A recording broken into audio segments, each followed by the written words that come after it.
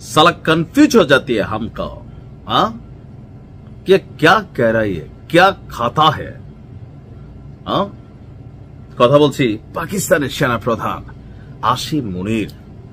কপাল ভাই কপাল, ট্রাম্পের এক থাপ্পড়ের সাথে পুরা কপাল ফাইটা মানে ছড়াই গেছে, মানে হিউজ। একমাত্র পাকিস্তানের এই ব্যক্তি ক্ষমতা হারানোর পর যার কোনো বিচার হবে না, যার কোনো জবাব দিতে থাকবে না, যাকে গ্রেপ্তার করা যাবে না, মন যাচাই তাই করতে পারবে।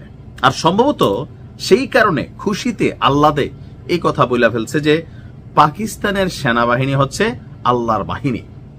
এরকম অদ্ভুত অদ্ভুত কথা মাঝে মাঝে আমাদের দেশেও কিছু কিছু পাকিস্তানপন্থী মানুষদের মুখে ধর্মীয় ইস্যুতে কিন্তু শোনা যায়। যাই হোক, কথা বলছি আমরা আসিম মুনিরকে নিয়ে। পাকিস্তানের সেনাবাহিনীকে আল্লাহর বাহিনী বলে আখ্যায়িত করছেন দেশটির সেনাপ্রধান ফিল্ড মার্শাল আসিম মুনির। একই সঙ্গে পাকিস্তানের বিরুদ্ধে যে কোনো ধরনের ঘটনা ঘটলে, হামলা হলে, অভিযান হলে তাৎক্ষণিক এবং অত্যন্ত কঠোর জবাব দেওয়ারও হুঁশিয়ারি দিয়েছেন তিনি। ইসলামাবাদে প্রেসিডেন্ট হাউসে জর্ডানের বাদশাহ দ্বিতীয় আব্দুল্লাহ ইবনে আল হুসেইনের সম্মানে দেওয়া এক মধ্যাহ্নভোজ অনুষ্ঠান আয়োজন করা হয়। সেই অনুষ্ঠানের ফাঁকে তিনি বলছেন যে পাকিস্তানকে আমি বিজয়ী করিনি, আল্লাহই করেছে। হ্যাঁ, এটা জয় পরাজয় আল্লাহর তরফ থেকে আসে, এটা ঠিক আছে।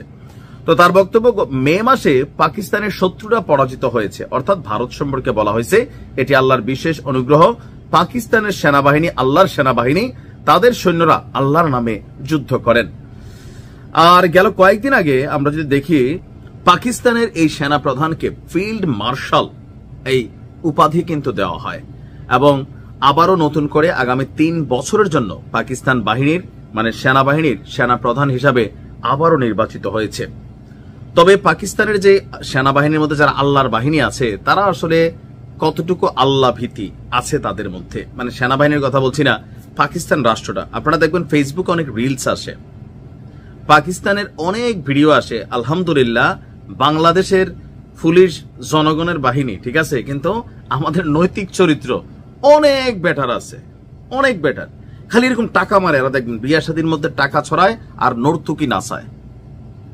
এগুলো দেখছেন তো? দেখেন, পাকিস্তানের নেগেটিভিটির মধ্যে বেশ কিছু জিনিস আছে। পাকিস্তানের যে সরকাররা ক্ষমতায় বসে, তাদের দেশের সেনাবাহিনীর গুতানিতে, সেনাবাহিনী কিন্তু রাজনীতিতে আসা সবসময় ঝামেলা। যে মিয়ানমারের অং সান সুচি, আপনি মিয়ানমারের পলিটিক্যাল ব্যাকগ্রাউন্ড জানেন যে সেখানে সংসদে সেনাবাহিনীর জন্য 25% সিট রিজার্ভ রাখতে হইতো, মানে সাবেক সেনা কর্মকর্তারা সেখানে এন্ট্রি নিত। পাকিস্তানও কিন্তু এই ধরনের একটা প্রভাব আছে। ইমরান খানের যেই পতন ঘটছে বা ইমরান সরকারের যেই পতন ঘটানো হয়েছে, সেনাবাহিনীর নাখোশ ছিল।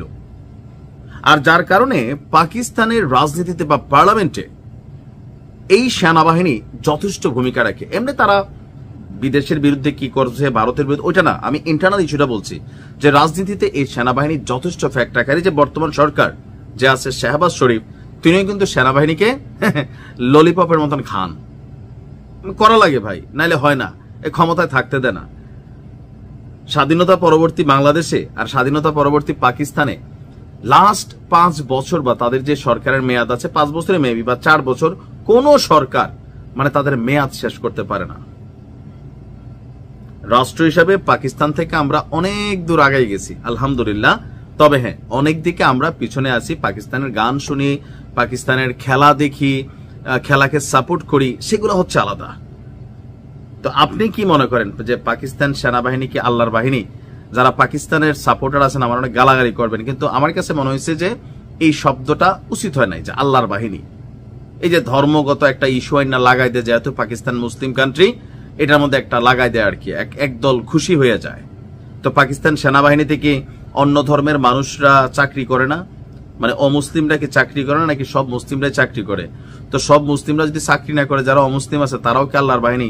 কেউ তো ভগবানের বাহিনী, কেউ যিশুর বাহিনী।